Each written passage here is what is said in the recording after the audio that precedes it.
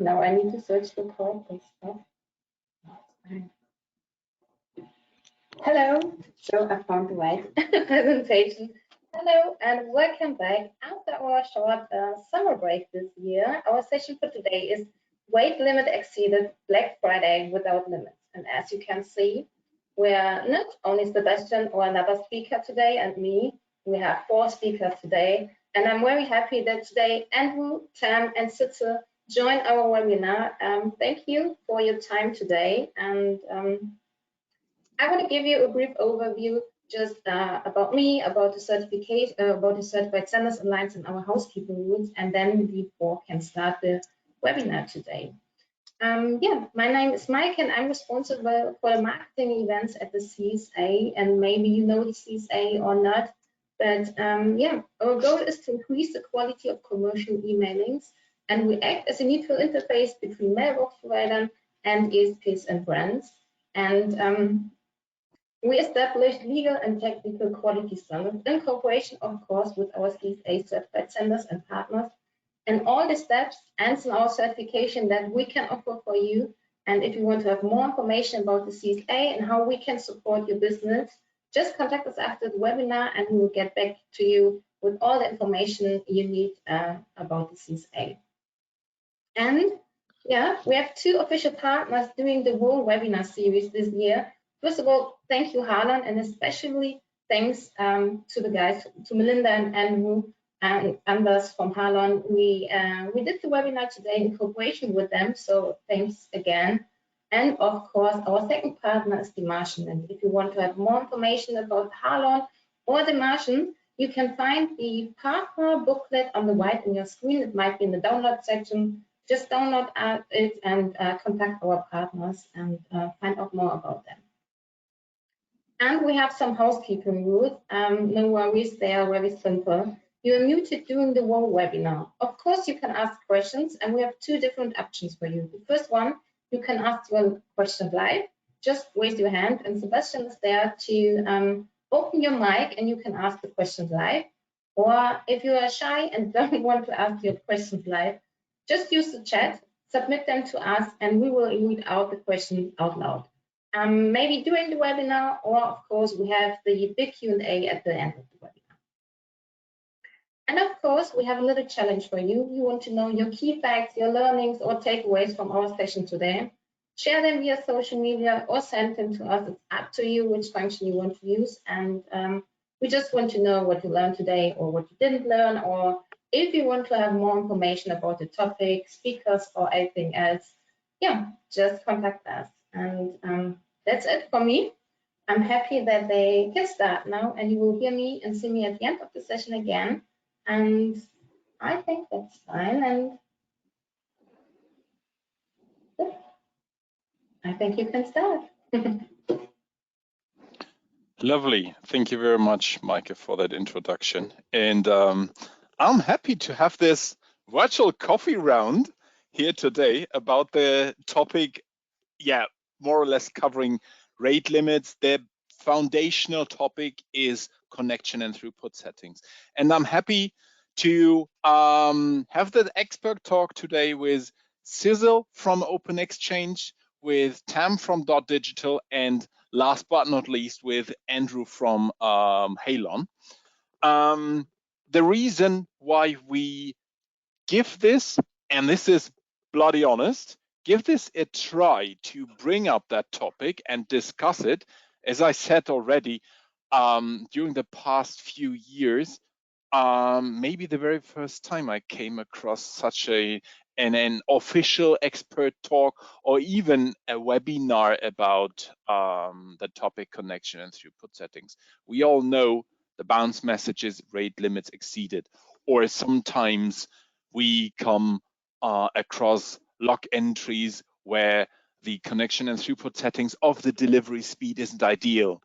So this is basically the feedback. And the question I'm always asked repetitively is, Sebastian, are there best practices? What are the rate limits? What are the connection and throughput settings the different mailbox providers recommend? And I need to admit that I don't know them. And that's why we ask around, hey, do we have some experts? And I'm happy to have these experts around here. Let's crunch this topic. Let's discuss that topic. Let's share experience, requirements, expectations. And Sidsel, I'm very happy that you are here talking from a mailbox provider perspective about this secret sauce. What is your perspective, your requirements, your thinking about that topic, and what is important from a mailbox provider's perspective when senders deliver email into your systems? All right. Yeah, as said, I have sort of the mailbox provider view. I recently joined OpenXchange in May, and before that, I worked at the Danish hosting company one.com. So I have like 6.5 years experience working for a hoster. And that, of course, is something that I have in my baggage. I am of the opinion that rate limits do have their justification. As long as our compute resources are limited and the spam level is high, we need to have some way to prevent the users from exhausting the system's resources. And rate limiting is a very, very effective tool in that toolbox. At OpenXchange, we do have other measures like our own abuse shield to protect, for example, against brute force attacks. But we like to see them in a combination with rate limits as well. So there's no doubt that rate limits is seen as a protection against service abuse or denial of service, DDoS attacks, thundering herds, and such. We do need to differentiate between what you say throttling and a deferred mail, where there's a lot of difference in the workload for the user itself. If we're talking about a throttled mail, it means that the mail is rejected on the sending server and the user needs to retry. Whereas a deferred mail, then the email is rejected by the receiving server. So the delivery attempt has happened and it's sort of waiting in queue, deferred, waiting for delivery, but it's a lot less work for the one who actually sent the mail. Of course, it's good to do some sort of exponential backup if possible when sending and if failing. And if you can, it's a good idea to learn the limits of your provider so that you can respect those.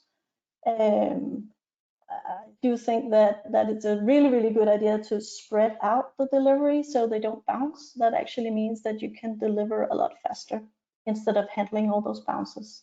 So one of my points today is that I think slow and steady wins the race. If you think about the children's story of the tortoise and the hare, it's the tortoise that wins the race, not the hare. So I think that's a really good picture. And another sort of popular saying would be that speed limits are there for everyone's safety. And I know, Sebastian, you as a German would probably say, oh, but we have Feierfahrt up the Autobahn. That's true. Everybody else have speed limits, right? So, so one of the goals is that the same limits apply for everybody. And even though that you make a really solemn swear that you will keep the limits, and if there were no limits, I mean, that you would behave and be a good sender, there's always some person that solemnly swear they're up to no good and go, okay, but what can I do? How can I maximize my throughput and send and utilize the entire system? So that makes it really, really hard. And the rate limits sort of level out the playing field for everybody. So we're playing around the same ball game. Another point for me is that there are no silver bullets here. It's really hard work if you need to look at whether you are exceeding the rate limits. There are some tools out there that are coming out that makes it a lot easier at this point to have some sort of transparency and visibility when you're seeing rate limit errors. Grafana Loki is relatively new. I think it came out in 2019, right before the pandemic. That allows you to take the log files that you have, inject them in through Grafana, and actually make some nice graphs in order to see when you're hitting certain error codes. Makes it a lot easier. But again, my point of view as a mailbox provider is definitely that less is more. So if the senders can perhaps optimize their newsletters, that will make it a lot easier for me as a mailbox provider. I would definitely think that something like optimizing for mobile first, or segmentation of the customers into specific categories and adding more personalization is definitely preferable, instead of say, hey, let's just send out another newsletter. That makes it a lot easier for me to handle on my side, instead of just increasing the volume. And that said, there are always some troublemakers that require special handling. I've seen quite a lot of QA test pipelines that are hitting rate limits, for example. That makes it hard. They require some their own limits, basically, to make sure that they come through. I've had several QA engineers stepping over and tapping on my shoulder and go, hey, why are my test pipeline mails not coming through on my end-to-end test anymore? Something like that. So there are legitimate mails getting stuck in rate limits as well. That's sort of my take on this. And I think I will hand over the microphone now to Tam. Thank you. That was really interesting. And so I'm Tam. I'm from dotdigital. We're an ESP. We're a sender. So we're coming at it from the opposite point of view. But I think I'm actually going to hit a lot of the same points that you've hit, coming kind of from the other side. The other side. Yeah, to talk about how respecting receivers and respecting those networks and understanding them makes you a better sender, and really helps actually when you're setting that up and you're looking at those, how fast you send, how many connections you make, all that kind of stuff. So hopefully, I think we're going to be speaking from the same page. So my kind of first point, when we're talking from a sender's perspective about setting up your infrastructure and getting yourself set up for sending, or optimizing how you're sending and everything, my first point is that your delivery engineers, your devs who are working on this, cannot work in isolation from your deliverability team, from your compliance team, from your sales team. If you are a brand who's directly sending using your mail servers, they cannot work independently of your marketing team, who are and your website team, who are designing forms, who are collecting all of that data. Delivery engineers need to understand deliverability. They need to understand compliance. They need to understand that they're working in a different environment to normal engineering environments. Delivering mail is not the same as working with an API, right? It's not the same as making API calls. You don't always get exactly the same error message back. It's not always going to mean exactly the same thing for different mailbox providers. Sometimes it says one thing, but it actually means something slightly different. If you read between the lines or read the context and look at your data holistically, you'll see that something that looks like a rate limit exceeded standard message. You can delve into that and actually realize that this is a reputation issue. This is because of what content is being sent. And no matter, so you need delivery engineers, you need devs who are working really closely with all these other people to really understand the environment and the ecosystem that they're working in, because otherwise you end up with very frustrated devs because they don't understand why their usual mechanisms of working aren't working, and you end up with a system that is not behaving how it needs to behave to deliver mail. You also need to do this because I have no config and no settings that I can put in place for every single mailbox provider that is going to guarantee fast delivery through to the inbox. There is no config that's going to do that, right? So how well you deliver starts out with your estate. It starts out with your housekeeping. How clean is your house? When you're an ESP, how well are you vetting the senders who are using your infrastructure? If you're a brand, what are your practices when it comes to collecting your data, managing your data, and sending to that data, right? There's no config that's going to account for spam, and you're going to struggle. The other thing to remember is when we're talking about these throughput and delivery, it's always like, I want to send fast, I want to send as fast as possible, I want to get everything through as quickly as possible. And that might be from a brand perspective, that might be from, as an ESP, from my customer's perspective. And we need to set an expectation really early on. The email is not an instant medium. It was never designed to be an instant medium. There are various things about the SMTP transaction, and then everything that happens to a mail after it is accepted by that receiving mail server, and a whole bunch of paths that it goes through to end up in somebody's inbox that mean that it is not an instant medium. So we need to bear in mind that, yes, it can be very, very fast, but especially when it comes to sending bulk mail versus one-to-one mail, there will be prioritization that happens. There will be a whole bunch of things happening to that mail that means that one might be delivered faster than the other.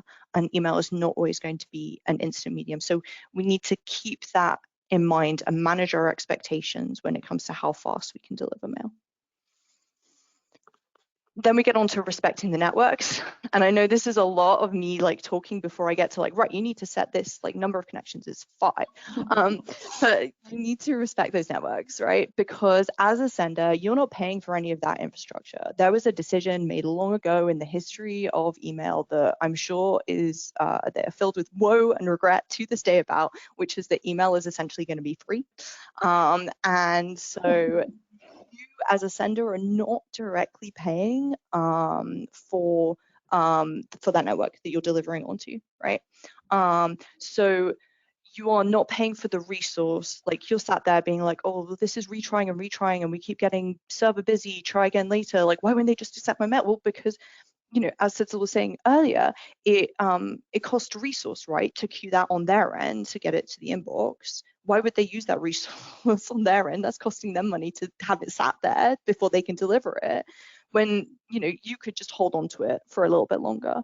And here I do start to get into some of the mechanics of this, and the looking at retry intervals is one of the top things that I look at, especially with smaller mailbox providers, with regional mailbox providers, especially when I know they don't have the resourcing of people like Google and Microsoft and others like that, and especially in build-ups to busy sending periods, like, you know, the BF word that we're building towards, is looking at those retry intervals and slowing things down, decreasing them over time. If you try the first time and again, try again later, try again in a couple of minutes, but then gradually just kind of like back off a little bit and give it a little bit of space before you retry it if you're getting those server busy messages back, right? So those messages that you get back normally have some kind of information, and if they indicate that the reason why the message is getting deferred is because there's a heavy load, it's not going to get delivered any faster by you repeatedly banging on that door. Sidsel's talking about earlier, like you're trying to prevent these like attacks that are DDoS attacks. You're trying to prevent brute force attacks and stuff.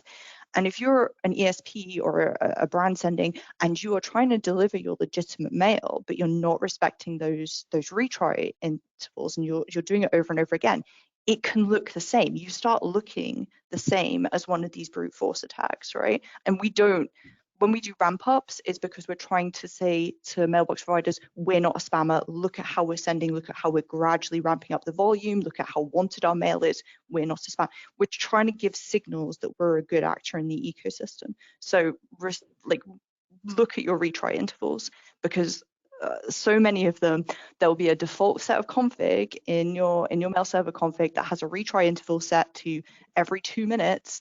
And for anywhere where there isn't more specific MX or domain configuration in there, for everybody else, it's going to repeatedly retry that mail every 2 minutes for 24, 48, 72 hours until eventually it doesn't get delivered. And that's not being a good actor, right? So take a look at those retry intervals. I've got like a lot of things to say on this subject. I'll run through them real quick because I know we've got Andrew still to speak and I could just go on. So logging, log everything, log as much as possible, get all your logging in there, whatever MTA you're using, switch as many settings on as you can, figure out like what they give you and stuff, how you can use it, switch off what you don't need, but keep as much of that logging in place as possible. Keep 120 odd days worth of logging available. Obviously remove any PII from there, but keep it available because trends over time, really important. Make the pretty graphs. Sidsel talks about Grafana. There's Elasticstack, there's Splunk, there's loads of different things that you can shove that data into, get some pretty graphs out of. You don't even need AI, you just need some human eyeballs there, sat looking, spotting patterns, seeing what's going on. Oh, that looks weird, this is different, that slowed up. That kind of thing is, even just doing that is really super helpful. Trends over time, but when you're looking at trends over time, remember that Tuesday sending is different from Thursday sending, is different from Saturday sending. So compare like for like, compare apples to apples when you're looking at things. I'm looking at a Saturday sending, it's going to look very very different from a Wednesday sending. So don't, keep an eye on that when you're comparing things and looking for Monday morning newsletters.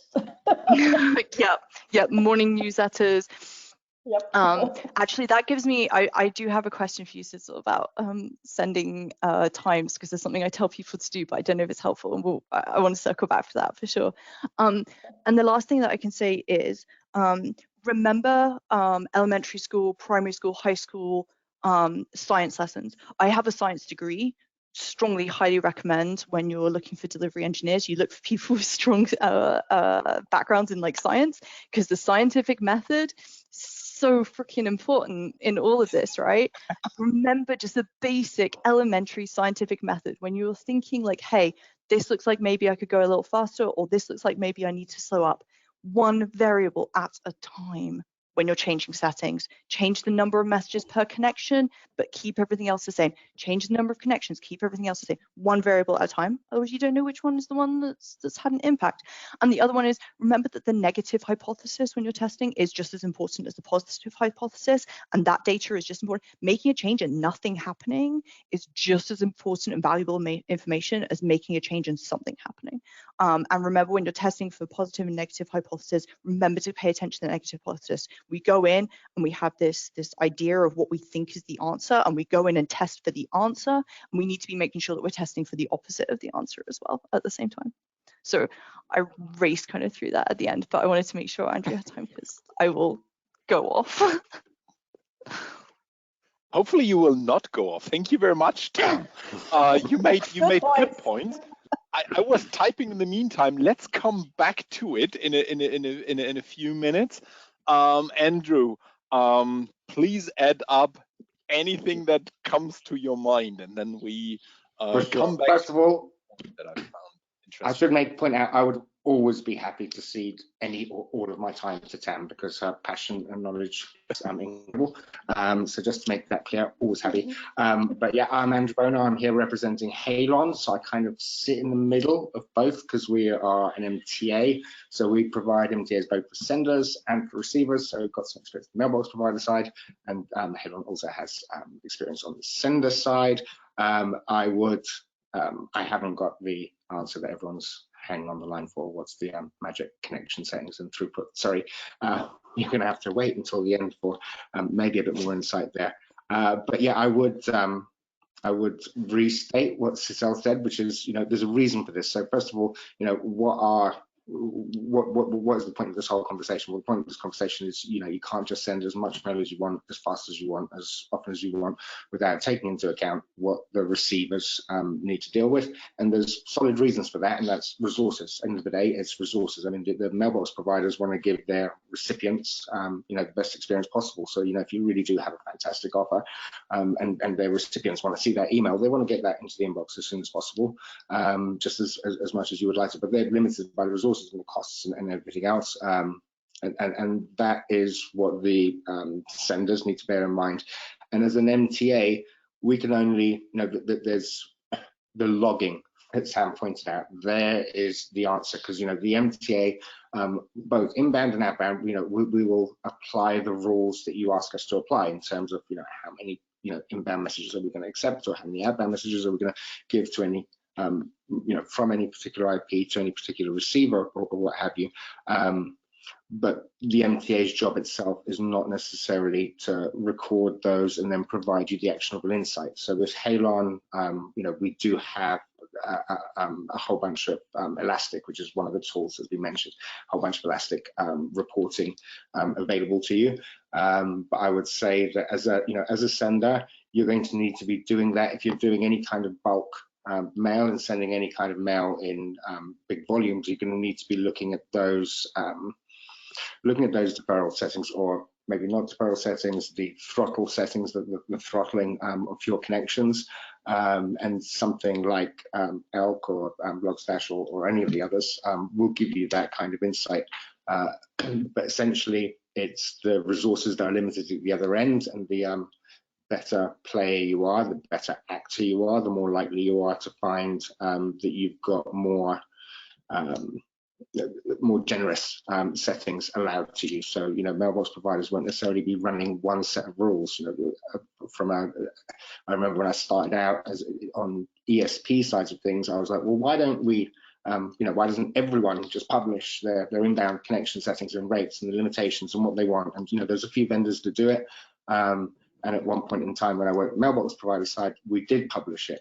But there's very good reasons why vendors won't necessarily do that, because they might be running 20, 30, 40, 50 sets of rules, or they may be very fluid rules and they may change according to what you're sending, what you've done, and what the day of the week is, and what other things are happening that are outside of even what you're sending. And so, yeah, keeping an eye on the logs I would say is the key to working out, are you sending? And it's not always just a matter of slowing down. That's one thing I think maybe hasn't been pointed out. Tam pointed out that at some point you run out of MX rules and things, and when you hit a regional provider, you'll be retrying every 2 minutes. That in itself might be bad, but also you'll find some MTAs may have a default connection rate of 1 message, 1 connection, and that might not really be what the receiver wants when you've got 5,000 messages to deliver. So sometimes it's actually a matter of tweaking up what's going on, and especially when you find yourself with those default settings, which are either send too slowly or retry far too often, you'll find that there's some big gains to be had in finding those outliers, because people like Yahoo have some fuzzy rules that you can find that that they're not specific, but that there are a couple of vendors that give you some indication. But I think it depends on your senders and different senders. If you're an ISP, if you're an ESP, then different senders and different sending pools. If you're using shared IP pools, we'll find that they're experiencing different throttling rates with different receivers.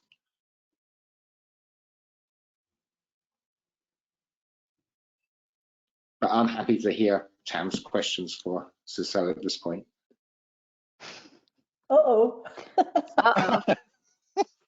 I promise I'm not. I know it's like a bit of a cliche in the industry, right? When you're the only receiver in the room, you're going to field a bunch of questions. I'm going to try to be.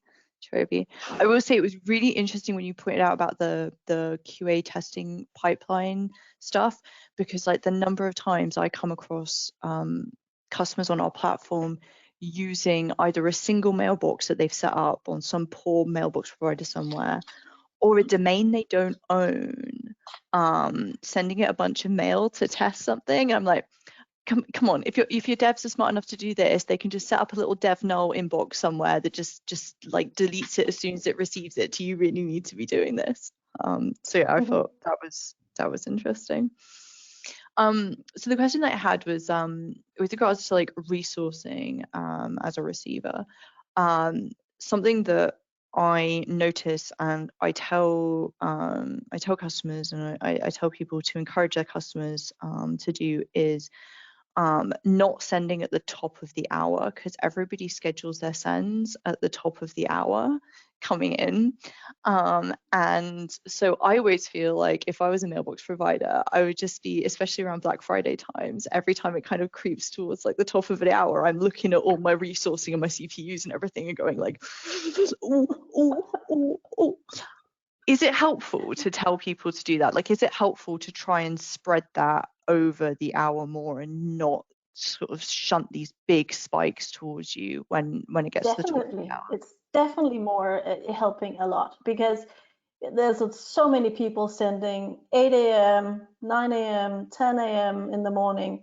And when you're talking Black Friday, what we've seen the last couple of years is that, and especially during the pandemic, I would say, is that because so many companies went online, and the way that they could continue their business was to reach out to the customers through newsletters. So instead of sending like one newsletter in the morning and one in the afternoon, now they're sending 4, right? Last year they sent 4, right? So you had like 2 in the first part of the day, and then you had 2 in the last part of the day.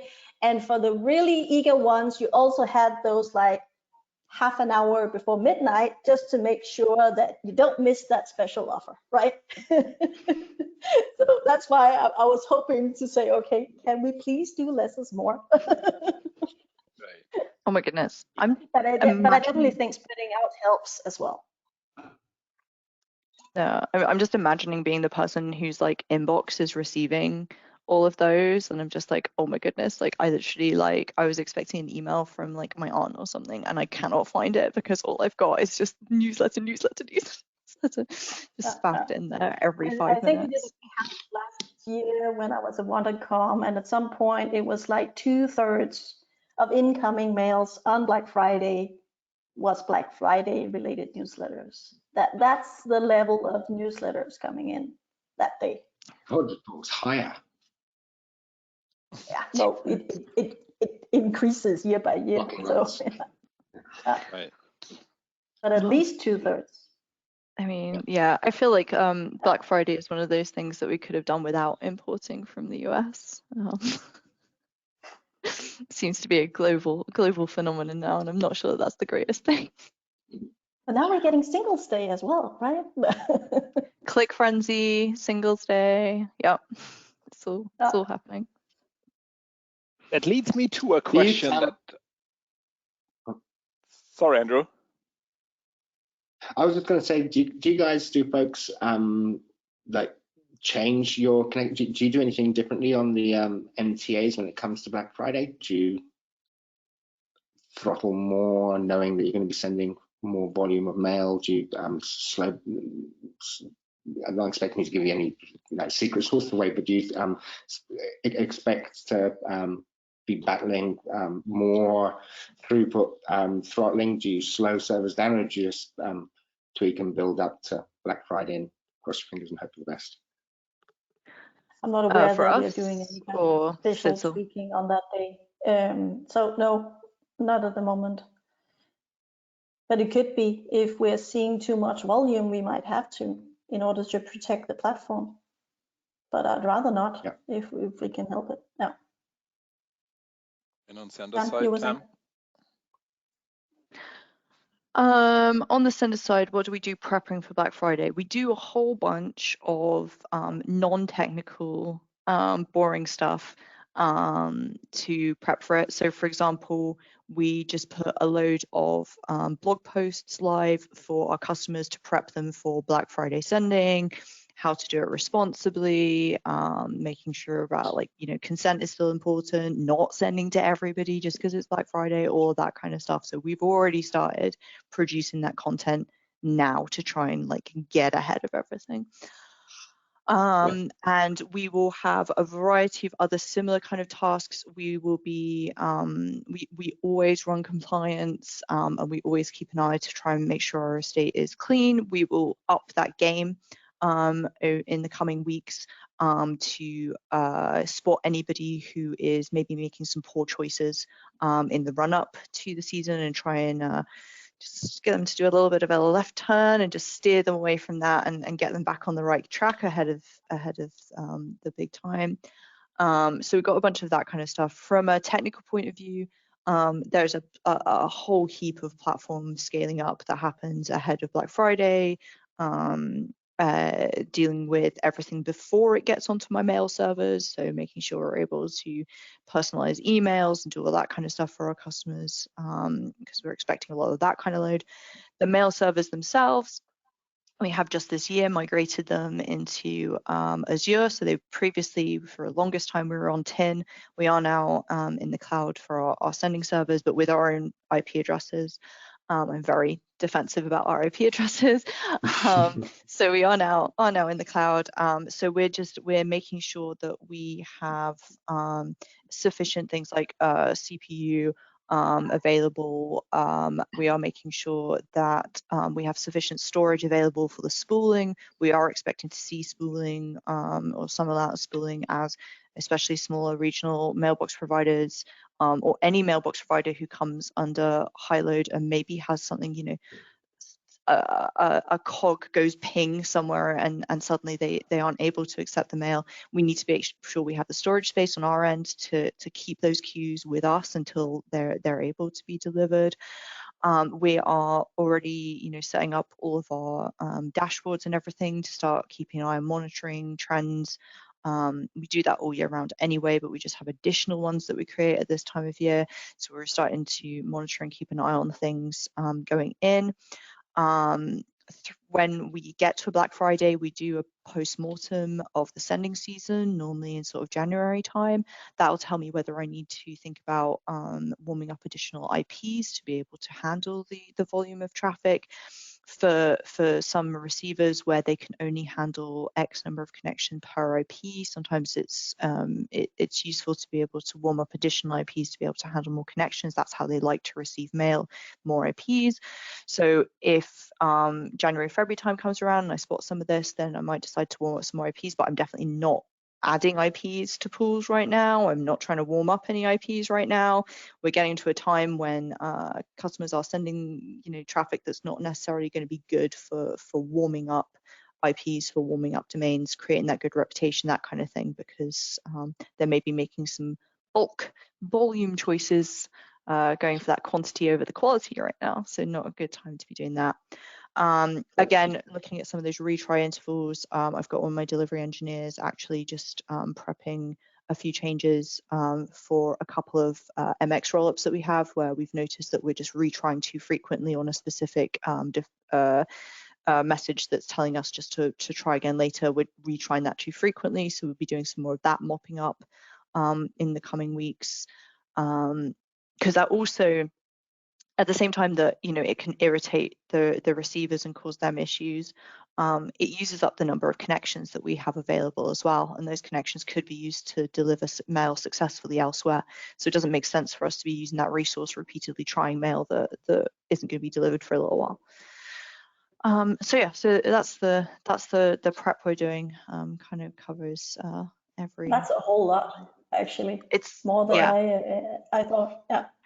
So what's a good time of year to actually do the warm-ups? Is that like January, February, or anything but October to Christmas?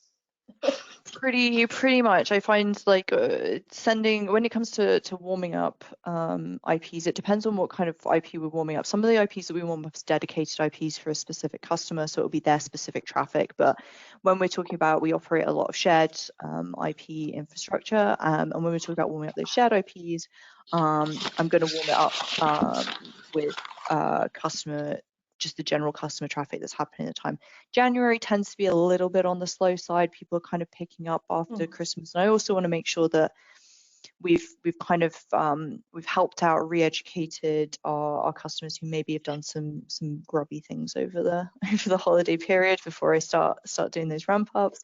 So normally it sort of starts happening around February time. And then because we run a shared IP infrastructure, we do some work with grouping similar kinds of senders together. And so there will be specific senders where I know that their traffic is going to be more successful when it comes to warming up IPs, just because of the kind of things they're sending and what they're sending to you. I mean, you can have senders in certain industries who have the best will in the world and are doing all the best practice things, but their traffic is just not great for warming IPs. So but generally sort of February. Try warming up with contact form mails from web spaces. That won't work. yeah, exactly. Don't try and ramp up IPs with that, or trying to ramp up, you know, like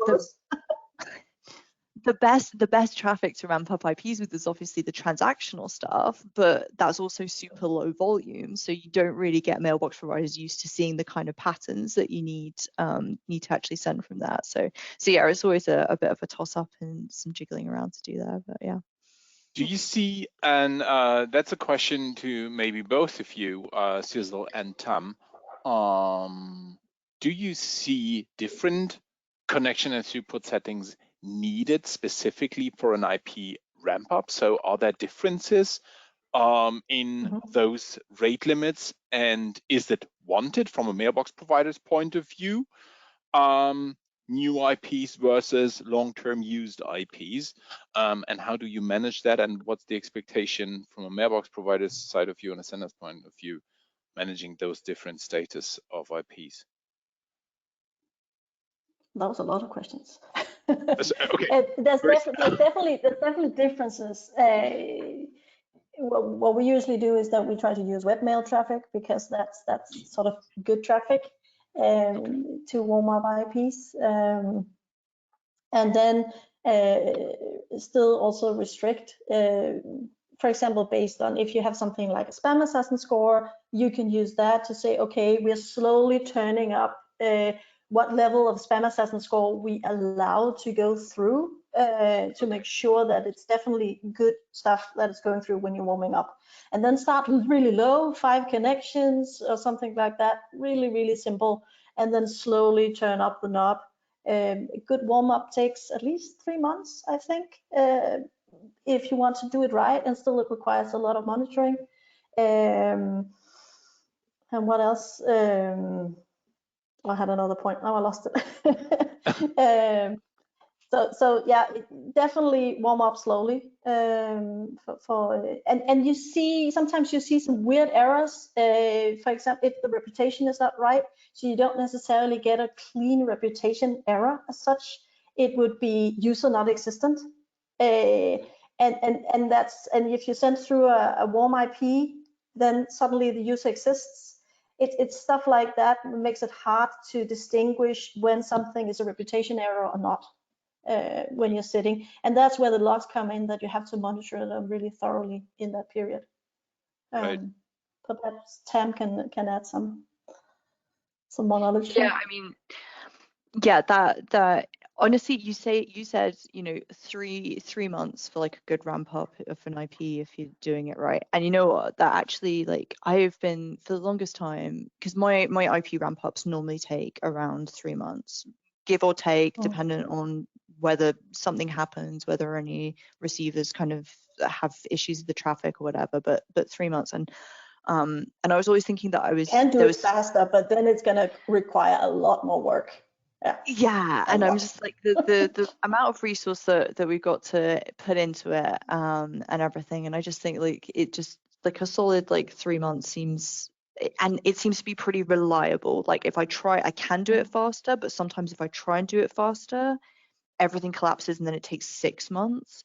So I always kind of follow the schedule for like a good 3 months ramp up on an IP, which I get questioned about a lot internally, obviously, because for dedicated IPs for customers, people are pushing for faster onboarding and all the rest of it. And you know, it's why can't we do this faster? Or our competitors seem to be able to do this faster or whatever. And I'm like, maybe they can, maybe they're doing a bunch and then they're just giving them whichever one it kind of works for. I don't know exactly, you know, but for reliable, like 3 months, it's a bit of a relief to hear somebody else give sort of a similar estimate on timing for an IP ramp up, because I would say, yeah, exactly the same.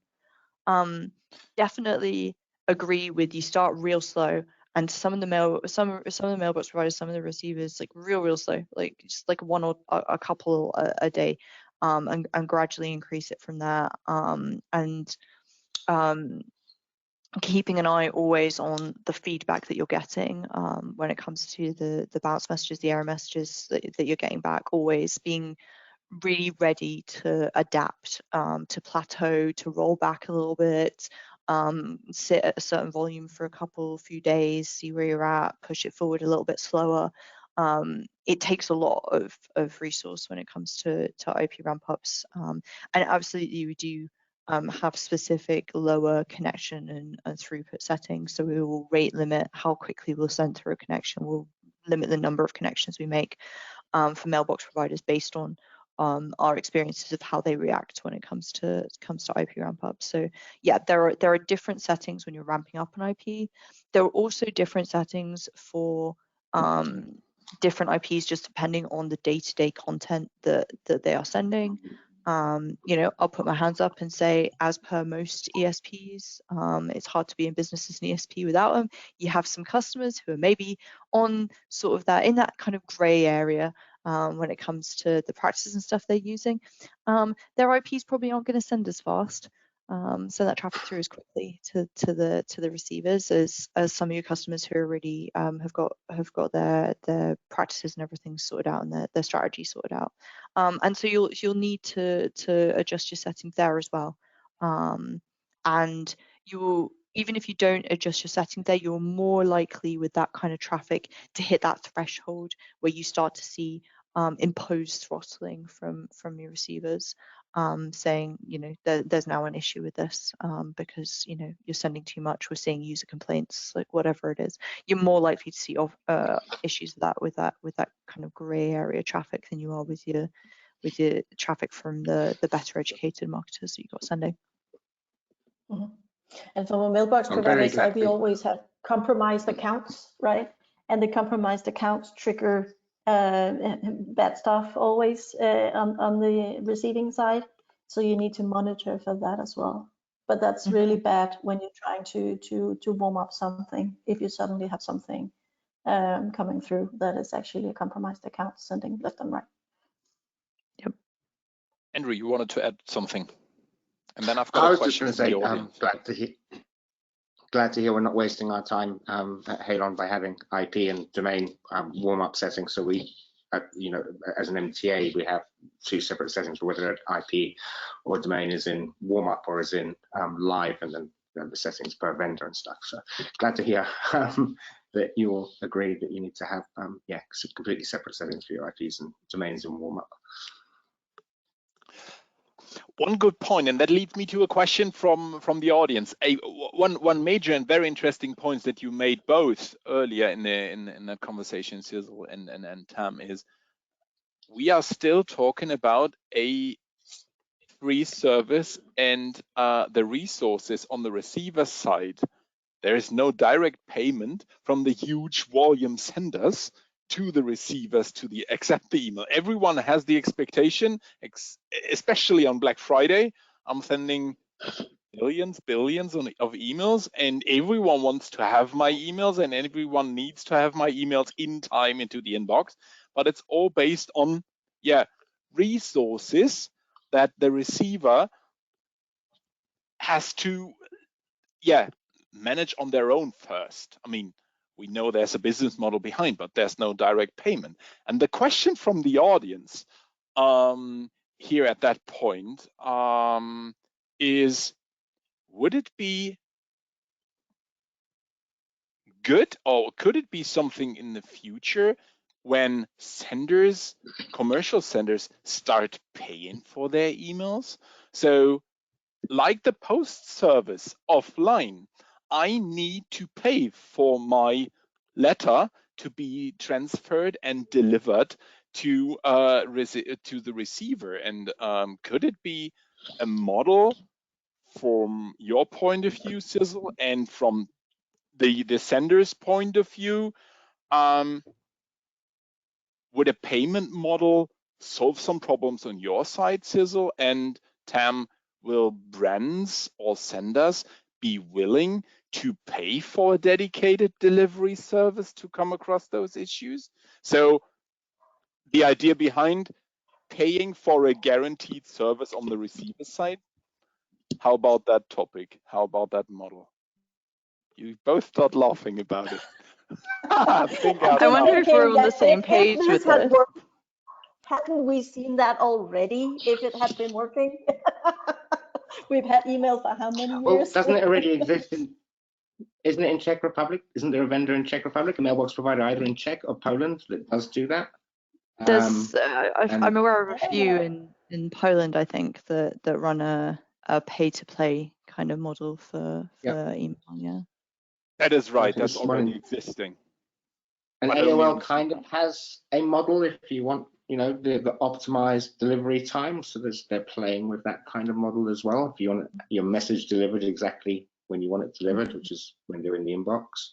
But I think we've tried that and it's failed as well a few times, hasn't it? Was it our post or something? I can't remember. I mean, Good now. I have feelings about this, which are, I mean, potentially get into my almost like my political viewpoints, I guess, or like some area, like my moral compass, my sense of ethics and everything. Ethics, most likely. Yeah.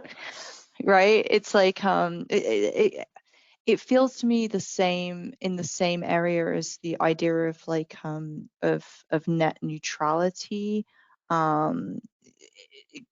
It has that same smell to it, to me at least. And the way I feel about the pay to play is like when it comes to sending email and stuff, email has a very low cost associated with it for people who are sending email.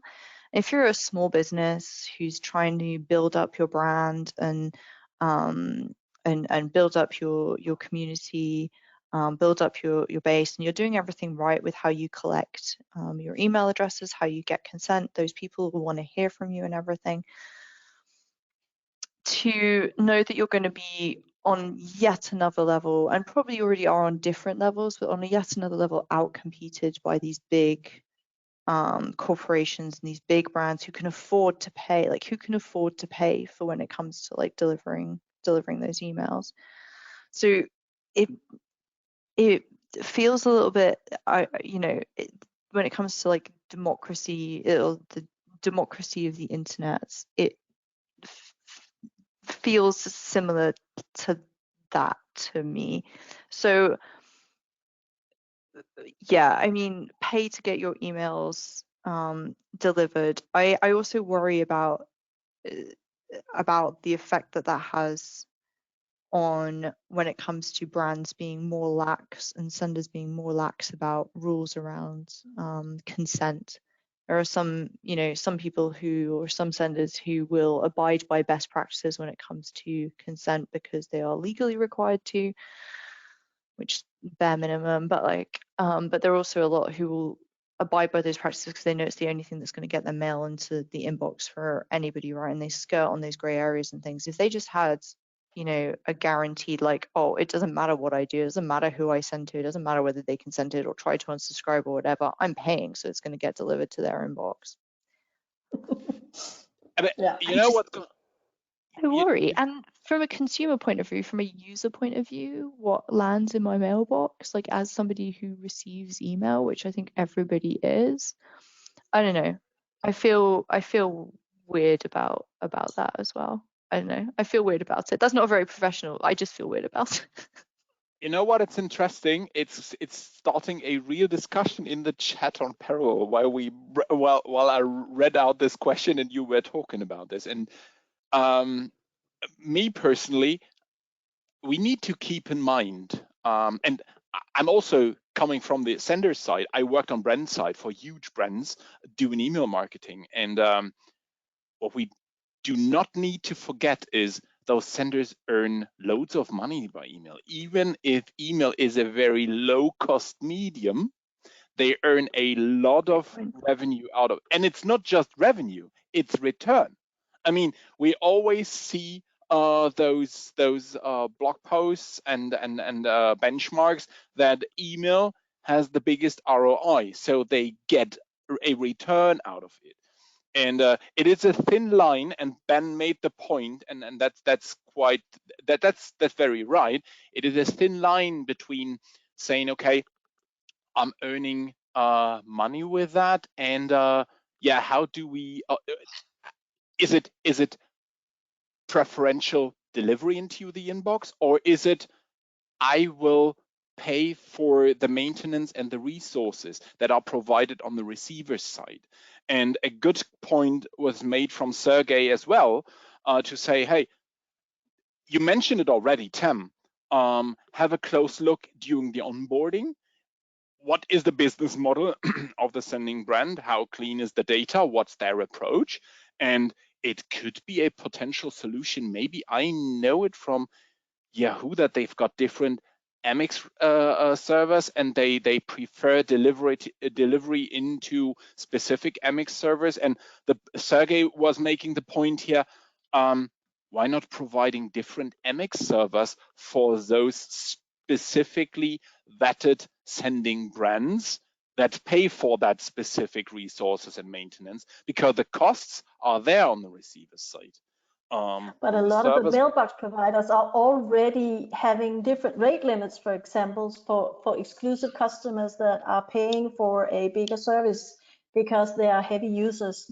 So they are already paying more to the mailbox provider, typically, or to the sender, I would assume, in order to have higher limits and be allowed to do more.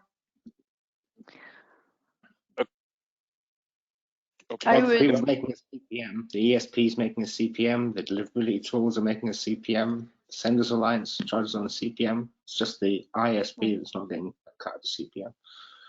Right. Yep.